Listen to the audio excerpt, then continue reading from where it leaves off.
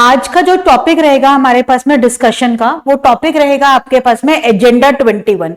NCERT के अंदर में बहुत अच्छे से क्या है, एजेंडा 21 को एक्सप्लेन करा गया है, जिसके अंदर में हम सस्टेनेबल डेवलपमेंट की बात करते हैं।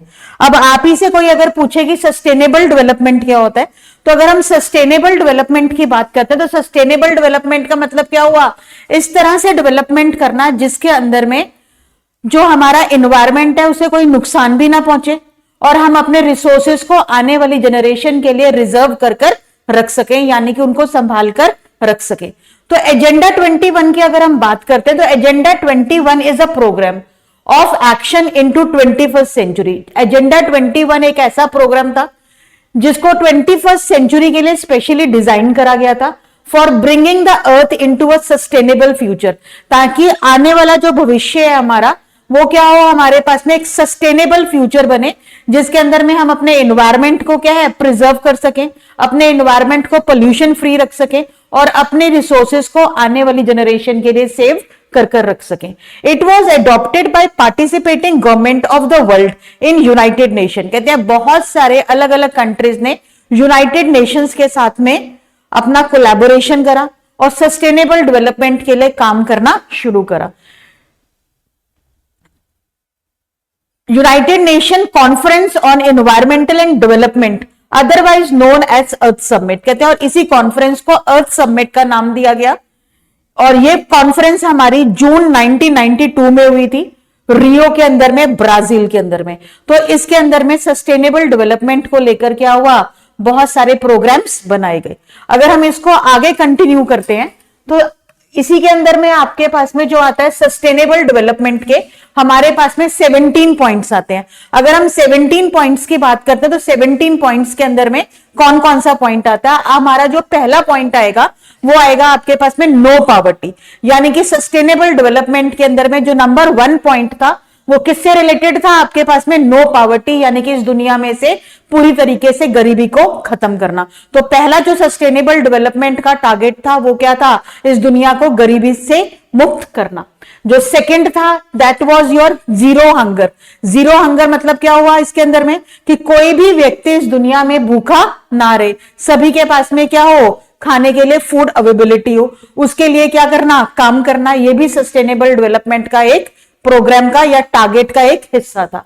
The third one was your good health and wellbeing. Good health and wellbeing का मतलब क्या हुआ, हेल्थ फैसिलिटीज को प्रमोट करना, गरीब से गरीब व्यक्ति को अच्छे से अच्छी हेल्थ फैसिलिटीज मिल सके, जिससे क्या है वो अपनी सेहत को क्या है लॉन्ग टर्म तक क्या है अपनी लाइफ को अच्छे से जी सके। देन नंबर 4 आता है हमारे पास में, 4 number is your quality education. Quality education का मतलब क्या होता है कि आपके पास में हर एक बच्चे को एक क्वालिटी वाइज क्या है एक अच्छी एजुकेशन को प्रोवाइड करना। और इंडिया के अंदर में इसका प्रोग्राम बनाया गया, तो इंडियन गवर्नमेंट ने इसके लिए क्या हुआ, आपके पास में स्टूडेंट्स के लिए अप टू 10th क्लास तक फ्री ऑफ कॉस्ट एजुकेशन रखा, जिसके अंदर में बहुत सारे स्टूडेंट्स को स्पेशली गर्ल्स को फ्री बुक्स, फ्री आपके पास में uniform and even food is provided up to 8th class. Then we have gender equality. Gender equality means क्या हुआ, equality between males and females, यानी कि मेल्स और फीमेल्स के बीच में इक्वालिटी होना, कोई भी एक आपके पास में जेंडर दूसरे जेंडर पर क्या है डोमिनेट ना करे।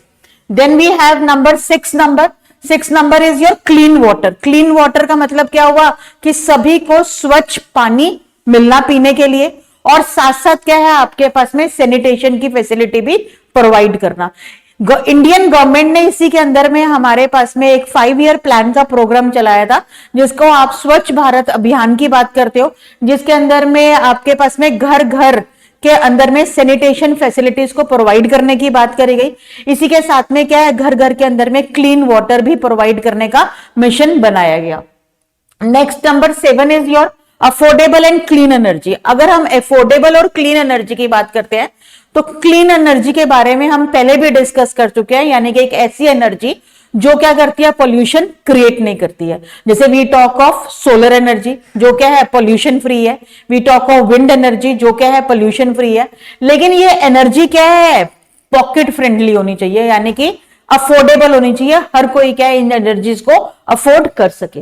Then we have number 8, decent work and economic growth. Decent work and economic growth की बात करते हैं तो इस तरह का आपके पास में स्ट्रक्चर क्रिएट करना जिसके अंदर में आप क्या है एक अच्छा इंफ्रास्ट्रक्चर क्रिएट कर सको, जहां पर क्या हो इकोनॉमिक ग्रोथ के अंदर में क्या हो आराम से काम करा जा सके, यानी कि डिसेंटली वर्क भी हो और साथ साथ क्या है इंफ्रास्ट्रक्चर में क्या हो इंप्रूवमेंट भी हो। Then we have number 9, industry innovation and infrastructure. Industry innovation means क्या हुआ, नई नई टेक्नोलॉजीज का इंट्रोडक्शन करना, नई टेक्नोलॉजीज के बारे में लोगों को ट्रेन करना, वर्कर्स को उसके बारे में स्किल्स को अपग्रेड करना, और साथ साथ क्या है जो मशीनरीज है आपके पास में या जो वर्क प्लेस है उसका इंफ्रास्ट्रक्चर को इंप्रूव करना, जहां पर आपके पास में प्रॉपर लाइट का आपके पास में लाइट हो, क्रॉस वेंटिलेशन हो, आपके पास में सनलाइट आ रहा हो, वहां पर क्लीन वाटर हो, आपके पास में इलेक्ट्रिसिटी हो।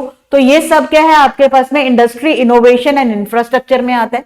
Then the 10th point was your reduce inequality, यानी कि इनइक्वालिटीज को रिड्यूस करना। जब हम इनइक्वालिटीज की रिड्यूस की बात करते हैं इट मींस क्या हुआ आपके पास में कि जो हमारे इंडिया के अंदर में कास्ट सिस्टम है, ठीक है, अगर हम सिर्फ इंडिया का एग्जाम्पल बात करते हैं तो इंडिया में क्या है जो आपके पास में कास्ट सिस्टम है। कास्ट सिस्टम मींस क्या हुआ आपके पास में कि आप देखोगे कि अगर हम अपने पुराने स्ट्रक्चर के अंदर में जाते हैं तो we had Kshatriyas, Brahmins, Vaishyas and Shudras. तो जो हमारी सोसाइटी के अंदर में क्या है कास्ट को लेकर क्या है एक इम्बैलेंस हुआ है, उस इम्बैलेंस को क्या करना खत्म करना, यानी किसी तरीके से क्या करना उन इक्वालिटीज को रिड्यूस करना।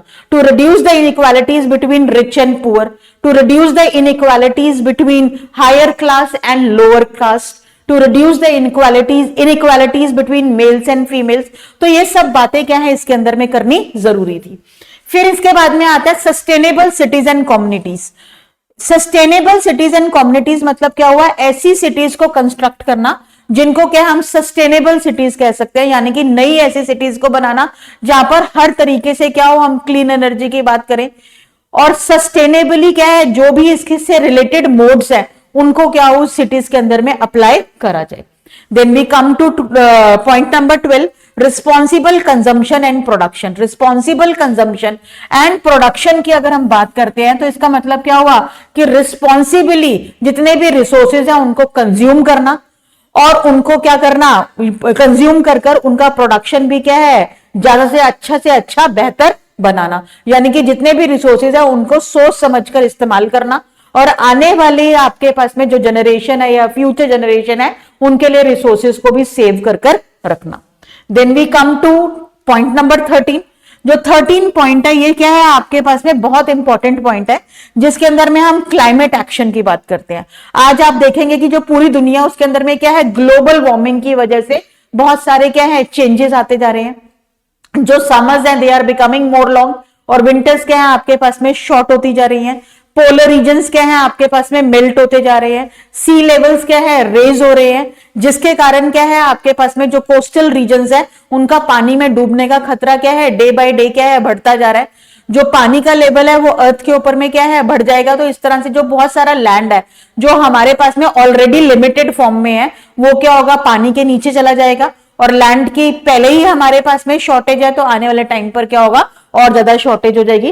तो क्लाइमेट एक एक्शन लेना या क्लाइमेट रिलेटेड एक्शन लेना जिसमें क्या हम एफॉरेस्टेशन को भूलकर डिफॉरेस्टेशन को भूलकर एफॉरेस्टेशन की बात करें, हम ज्यादा से ज्यादा क्या है पेड़ पौधे लगाने की बात करें, अपने पोल्यूशन को क्या है कंट्रोल करें और ग्लोबल वार्मिंग से अपनी धरती को बचा सके। Then we have 14th point that is your life below water. Life below water मतलब क्या हुआ वो लाइफ जो क्या है हमारे को पानी के अंदर में या मेरीन लाइफ कह सकते हो। आज के टाइम पर देखोगे बहुत सारे हमारे पास में मेरीन क्रिएचर्स हैं जो हमेशा के लिए क्या है खत्म हो गए हैं, लुप्त हो गए हैं, एग्जिट हो गए हैं, ठीक है। तो इस तरह से काम करना कि हम अपने वेल्स को क्या है बचा सके। बहुत सारी जो मेरीन लाइफ है उनके लिए क्या है इस तरह के आपके पास में कंडीशंस क्रिएट कर सके कि जिस तरह से हम लोग इस धरती पर रह रहे हैं वो भी क्या है पानी के नीचे वैसे ही रह सके, हम पानी के पोल्यूशन को क्या है कंट्रोल कर सके। Then we have 15th number point life on land. अगर हम मेरीन लाइफ की बात करते हैं तो जो लाइफ ऑन लैंड है उसको भी क्या है आप नजरअंदाज नहीं कर सकते हो। जिस तरह से हम मेरीन लाइफ को बचाना चाहते हैं, तो जो लाइफ क्या है हमारे को इस धरती पर मिलती है, उसको भी बचाने की जिम्मेवारी हमारे ही कंधों पर है।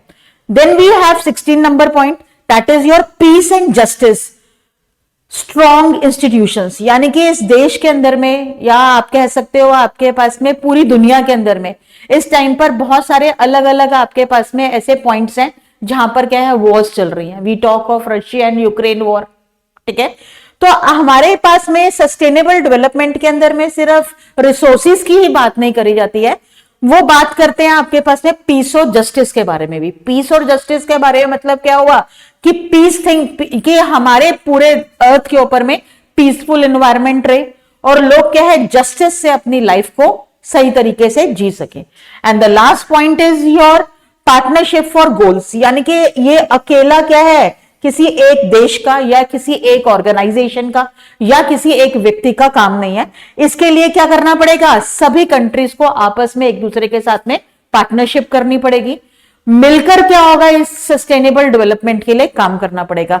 तभी हम अपने जो सस्टेनेबल डेवलपमेंट के गोल्स है अपने 21st सेंचुरी के लिए, जिसका हम 1/4 पार्ट क्या है अभी जी भी चुके हैं और 3/4 क्या है हमारे पास में अवेलेबल है, जिसको क्या है हम आने वाले टाइम के लिए क्या कर सकते हैं, यूज कर सकते हैं। तो उसी के लिए क्या है पार्टनरशिप ऑफ गोल्स क्या है सभी का होना जरूरी है। यानी कि उसके अंदर में क्या होगा, सिर्फ एक देश नहीं सभी देश मिलकर अगर काम करेंगे तो हम अपने सस्टेनेबल डेवलपमेंट के गोल को जल्द से जल्दी क्या होगा पहुंच पाएंगे।